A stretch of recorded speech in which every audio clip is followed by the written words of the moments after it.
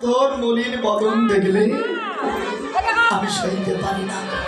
সত্যি করে বল, তোর কি হয়েছে? গোবিন্দ কোনো কথা বলছে না, অধবদনে বসে আছে। মায়েরা তখন সুবল দেখি কি বলছে জানিস না? শোন, জীবনম কৃষ্ণ ভক্তস্ব বরং পঞ্চদীন নিচ নিত কল্প ব্রহ্মাণি ভক্তিহীন হবে। শোন ভাই, এ জীবনে কৃষ্ণ ভজনটাই সবচেয়ে বড়। আমার কথা শোন, কৃষ্ণকে ভালোবেসে জগতে 5 দিন বেঁচে থাকা ভালো, কিন্তু কেশবে অভক্ত হয়ে সহস্র কালও জগতে বেঁচে থাকা কর্তব্য নয়। কানাই, একবার কৃপা করে বল তোর কি হয়েছে? তুই না বললে আমি তোর মনের কথা বুঝবো কি করে? বৈষ্ণব গীত গোবিন্দ ডেকে বলছে, সুবল শোনা, এ কথা যে যার তার শোনে বলা যায় না। কেন? আপন ভজন কথা না কইও যথা কথা, আপনি আপনি হইও সাবধান। যদি কহ বন্ধুর কাছে, বন্ধুর বন্ধু আছে, তার যে বড় কলঙ্ক হতে পারে। বাবা, এই জন্য আপন ভজন কথা, এই কথা যার তার শুনে বলা কর্তব্য নয়। কেন জানেন? যেমন কুম্ভকার তৈরি করে মাটির বাসন, যতক্ষণ কাঁচা থাকে ভয় ততক্ষণ। আগুন আর কুড়ালে যখন খাঁটি হয়, শতধারা দিলেও আর তাতে নাই ভয়। দেখবেন কুমুর যখন মাটির পাত্র তৈরি করে, ওটা যতক্ষণ কাঁচা থাকে ততক্ষণ কিন্তু ভয় থাকে। কেন? ওখানে তরল পদার্থ দিলেই ওটা গলে যাবে। কিন্তু সেই পাত্রখানা যখন আগুনে পুড়িয়ে খাঁটি করা হবে, তখন হাজার সেখানে তরল পদার্থ দাও না কেন, আর গলে যাওয়ার ভয় থাকবে না। তদনুরূপ এই দেহখানা যতদিন না পর্যন্ত গুরুর কৃপার অনলে পুড়িয়ে পুড়িয়ে পুড়িয়ে খাঁটি না করতে পারছেন, ততদিন কৃষ্ণ প্রেম ভক্তি সেখানে রাখা সম্ভব নয়। তাই গৌর হরিবল হরিবল।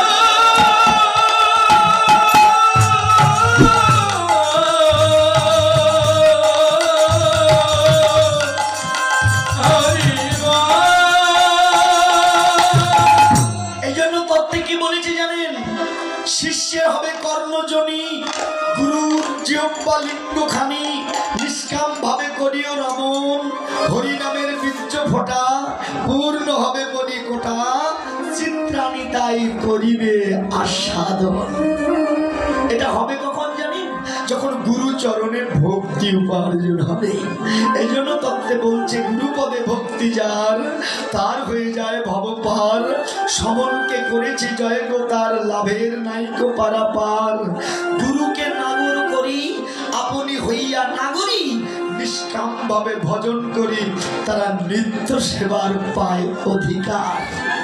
কাম ভাবে যারে করেছ আশ্রয়, প্রেম ভাবে সেই জন্য সখী গুরু হয়।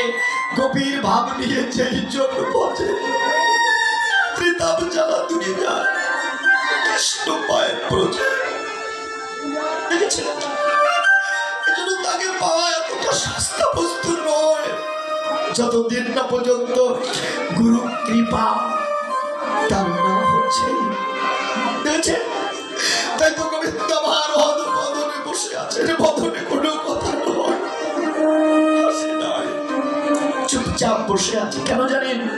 সুবল, যিনি সুবল অর্থাৎ সুনাম করছে সতত। কি বাবা, কিন্তু শুধু নাম করলে তো তার কাছে যাওয়া যাবে না। কি ভেবে দেখুন, আপনি বাজার থেকে একটা বীজ কিনেছেন, ওই বীজটা কিনে একটা বোতলে ভরে দেয়ালের উপরে তুলে রেখেছেন। আচ্ছা বাবা, ওর থেকে অঙ্কুরিত হবে তো হবে না। তার জন্য কি তৈরি করতে হবে, আগাছা মুক্ত করতে হবে, সেখানে বীজটা রোপণ করতে হবে, তবেই সেখানে জল সিঞ্চন দিতে হবে, তবে তো আপনি ফল পাবেন। কে বাবা? তবে তো সে অঙ্কুরিত হবে। তদনুরূপ গুরু প্রদত্ত নাম আপনি কর্ণে নিয়েছেন, এই দেহের ভিতরে তিনি আছেন, তার সঙ্গে একটা সম্বন্ধ তৈরি হলো। কিন্তু সম্বন্ধ তৈরি হলো বটে, কিন্তু সাধকের সাধনা করে তার কাছে যেতে হয়। কি বাবা? এদের তত্ত্বে কি বলছি জানেন? সুটল সুটল সকলেতে কয়, সুটল কালারে মানি, আপনার রস আপনি সেবায়, সেই তো সুটল মানি। প্রকৃতির প্রতি করে ঊর্ধ্বগতি, মণিপুরে লয় রাখি, কুলকুণ্ডলিনী চৈতন্য করি, স্বাধিষ্ঠানে করে সাক্ষী। মেরুলাল বহে অনাহত দিয়ে বিশুদ্ধ শোধনে রাখি, দিদার বইয়া সহস্রারে গিয়া রসায় শতমুখী। প্রেমের বন্যায় জগৎ ভাষায় সুখের নাই কোর, তথা লীলা করি কিশোর আর কিশোরী, দুই রসে দুই ভোর। মূলাধারে খেলা সহস্রারে মেলা, এই তো সুটার কথা। বাসুরি আদেশে কহে নিজ চণ্ডী দাসে, না হলে মনুষ্য জননী পৃথিবী।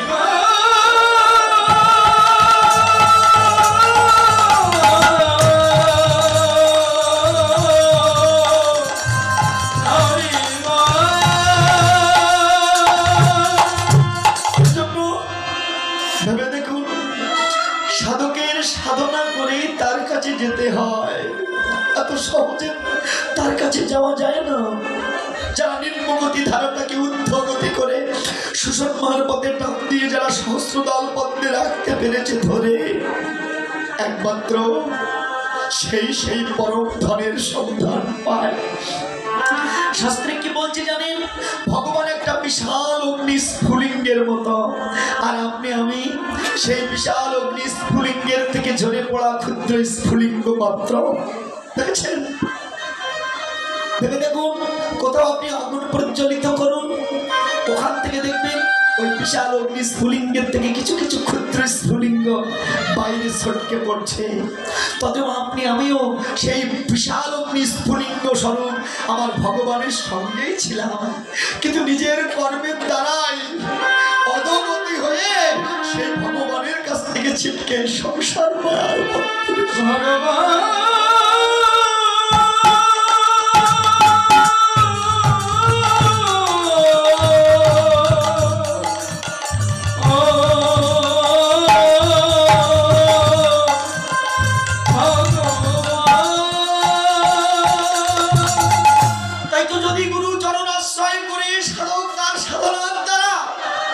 সেই দেশে যেতে পারে ফিরে, তবেই ভক্ত আর ভগবানের সঙ্গে তার মহামিলনটা হবে। না হলে যতই কৃষ্ণ কৃষ্ণ বলে মাথা ঠুকে মরি না কেন, এত সহজে তার দর্শন সম্ভব নয়। তাই তো সুবল বারবার বলছে, কানাই ও কানাই। দেখেছেন? কানাই কানাই কানাই কানাই কোথায় নাই? এমন কোন ঘর নাই যে ঘরে তিনি নাই। আছে তো, প্রত্যেক ঘরে তিনি বিরাজ করছেন, কিন্তু তাকে পাচ্ছি না কেন? ভেবে দেখুন, জীবাত্মা পরমাত্মা একই ঘরে বিরাজ করে, কিন্তু দুজনের মধ্যে কোনো কেন নাই? ভেবে দেখুন। এই জন্য লালন ফকির তার গানের ভাষায় লিখেছেন, আমার বাড়ির পাশে আরশি নগর, সেটাই আগে বর্ষি বসত করে, আমি একদিনও না দেখিলাম তারে। আমার বাড়ির পাশে তার বাসা, অথচ আমি তাকে চিনি না, আমি তাকে জানি না। কেন? কারণ ভগবানের বহিরঙ্গা শক্তির মায়া আমাদের দুজনের মধ্যে একটা ব্যবধান খাড়া করে রেখেছে। এই মায়াকে যতদিন জীব জয় করতে না পারে, ততদিন জীব ঈশ্বরের কৃপা লাভ করতে পারে না। আর এই মায়া দূরীভূত হয় কখন? একমাত্র গুরু চরণের কৃপার দ্বারাই। মায়েরা আপনারা অনেকেই জানেন, রামায়ণে যখন দশরথের বাড়িতে গিয়েছিলেন স্বয়ং বিশ্বমিত্র মেমনি, কেন গিয়েছিলেন? না দশরথের দুই পুত্র রাম এবং লক্ষ্মণকে চাইতে। ডেকে বলেছিল, রাজা আমি বারবার যজ্ঞ করছি, রাক্ষসেরা এসে আমার বারবার যজ্ঞ নষ্ট করছে, কৃপা করে আপনার দুই পুত্রকে আমাকে ভিক্ষা দিন। আচ্ছা আমি হলে দিতাম তো, কত কষ্ট করে ছেলে মানুষ করেছি, তোমায় দেবো তাই? আরে রাক্ষসের মুখে অত সস্তা নয়। কিন্তু আমরা শাস্ত্রগুলো পড়ি বটে, কিন্তু তত্ত্বটা কেউ বুঝি না। কে বাবা? দশরথ বলেছিল, যান নিয়ে যান, আমার ছেলে যে আপনার চরণ সেবা করবে, এটা তো সৌভাগ্যের ব্যাপার। যখন নিয়ে যাচ্ছিলেন বলুন তো, সর্বপ্রথম যাচ্ছিল কে? স্বয়ং বিশ্বমিত্র গণিত গুরু, যিনি দেখেছেন। সবার পিছনে যাচ্ছিল কে? ঠাকুর লক্ষ্মণ। আর মধ্যখানে যাচ্ছিল কে?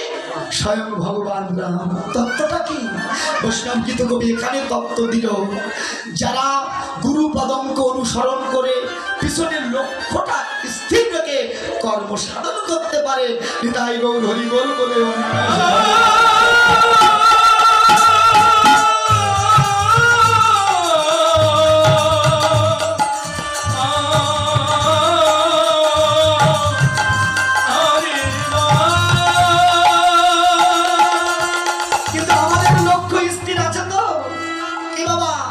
অনেকে কর্ম জানি, গুরুতত্ত্ব জেনেছি, কিন্তু ওই লক্ষ্যহীনতার কারণে সাধন মার্গে যে অনেকেই বলে থাকবে আজ থাক কাল হবে। গোসাই, এই যে আজ থাক কাল হবে, এই কাল আর জীবনেও ফিরে আসবে না। কেন? তার লক্ষ্য স্থির নাই। এই জন্য তত্ত্বে কি বলছে জানো? নারীর দেহে কত ঢঙ্গে আছড়ে পড়ে কামের ঢেউ, ভাবনা জেনে বিশাল স্রোতে সাঁতার নাহি দিও কেউ। আগে সাধন জানো, ভজন জানো, তবেই সাধন করো, তবেই অমৃতের সন্ধান পাবে, না হলে অকালে নিজেকে ডুবিয়ে মারবে। দেখেছেন? এই তত্ত্বগুলো এই জন্য বোঝা বড় দরকার, এগুলো আমরা উপলব্ধি করতে পারি না অনেকে। দেখেছেন? তাই তো গুরুচরণ আশ্রয় করে আগে লক্ষ্যটা স্থির হওয়া বড় দরকার, নাকি? লক্ষ্য যার স্থির আছে, সে অনায়াসে তার লক্ষ্যে পৌঁছাতে পারবে, না হলে নয়। যখন বিশ্বমিত্র মুনি তাকে নিয়ে যাচ্ছিলেন, মুনি ডেকে বলেছিল, রাম আমার আশ্রমে যেতে দুটো রাস্তা আছে। তাই বলেছিল না? দুটো রাস্তা। একটা রাস্তা ঘুরে ঘুরে যেতে হবে, অনেক দেরি হবে, কিন্তু পথে কোনো ভয় নাই। আর একটা পথ আছে, খুব সহজে যাওয়া যায়। কে বাবা? কিন্তু যেতে পথে কিন্তু প্রচন্ড তারকা রাক্ষসী ভয় আছে। কে মা বোঝা যায় তো? তদনুরূপ সারা জীবন হরি হরি বলি না কেন, তার কাছে পৌঁছানো অনেক অনেক সময় লাগবে। কিন্তু একটা পথ খুব সহজে যাওয়া যায়, কিন্তু কিন্তু বড্ড পথে কামনার উপর রাক্ষসীর কিন্তু ভয় আছে। দেখেছেন? রামচন্দ্র বলেছিলেন, গুরুদেব আপনি যেখানে আমার সঙ্গে আছেন সেখানে আমার কিসের ভয়?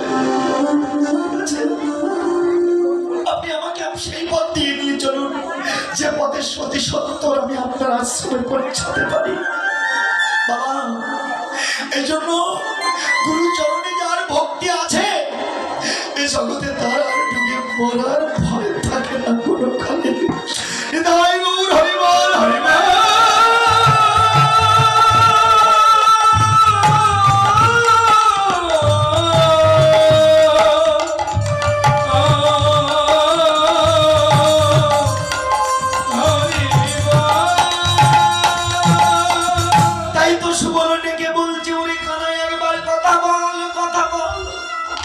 কোনো কথা বলে না। দেখুন, তিনি আমার ঘরের ভিতরেই আছে, কিন্তু কোনো কথা বলে না। কেন? তাকে কথা বলাতে আগে জানতে হয়। আরে অনুক্ষণ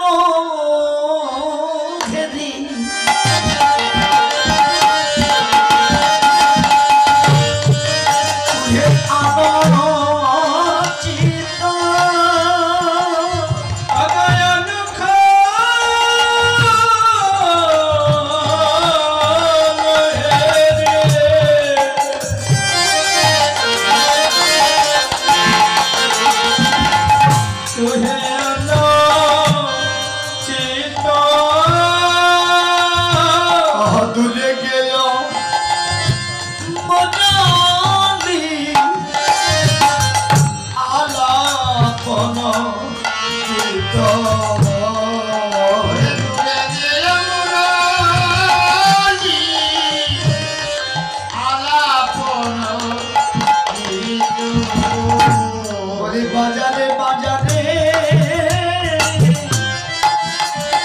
ওরে বাজারে কানাই ওরে কানাই বাজারে বাজারে বাজারে কানাই তোর মন বেগো বাজারে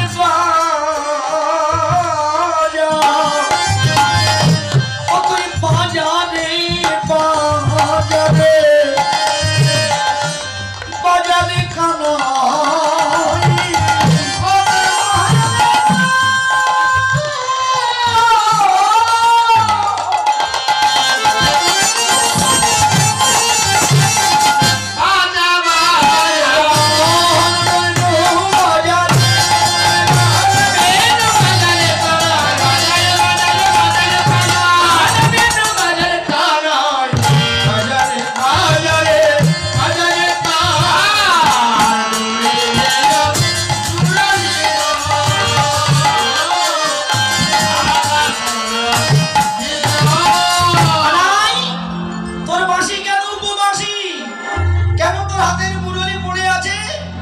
মাটিতে যে বাঁশি তোর কাছে এত প্রিয় সে বাঁশি কেন মাটিতে পড়ে আছে একবার কথা বল ভাই কিন্তু কোনো কথা বলছে না অধবদনে বসে আছে ওরে কানাই রে মর কত যিনি আজ কলে বর কাঁদি সয় বুঝা মর কুবলয় ভাতি মর কত যিনি আজ কলে বর কাঁদি অর্থাৎ মনি কাঞ্চন বিনিন্দিত যার বদন দেখলেই মদনের দর্প চূর্ণ হয় বল সেই বদন কেন আজ বলিন দেখি ভাই কথা বল কিন্তু কোনো কথা বলে না কোনো কথা বলে না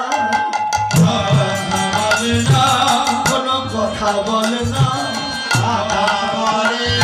শুধু অধবদনে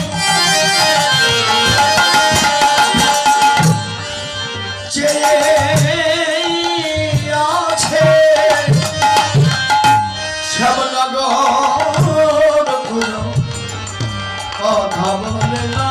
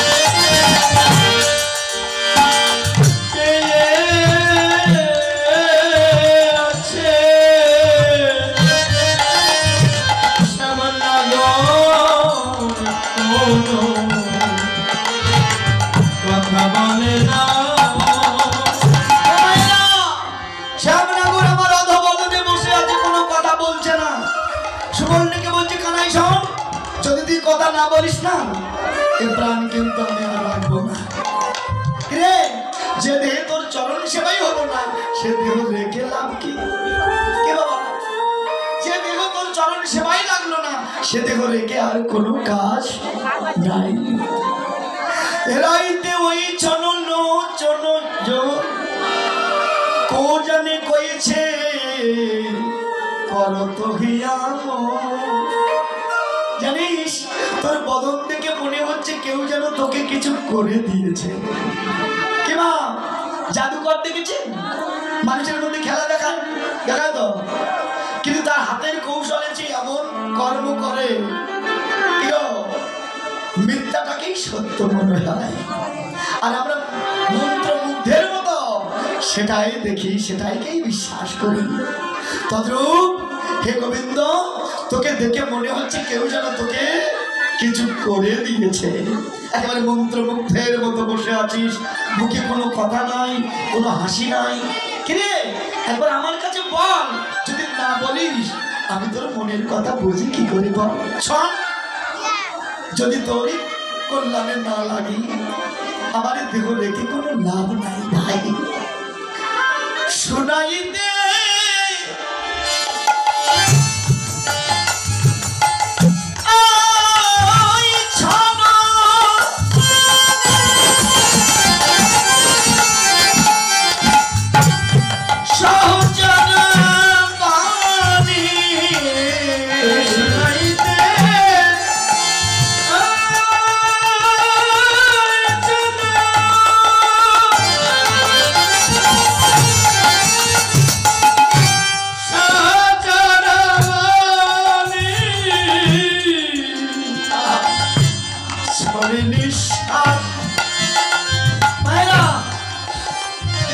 নিঃশ্বাস ছাড়বে, উল্টাও পানে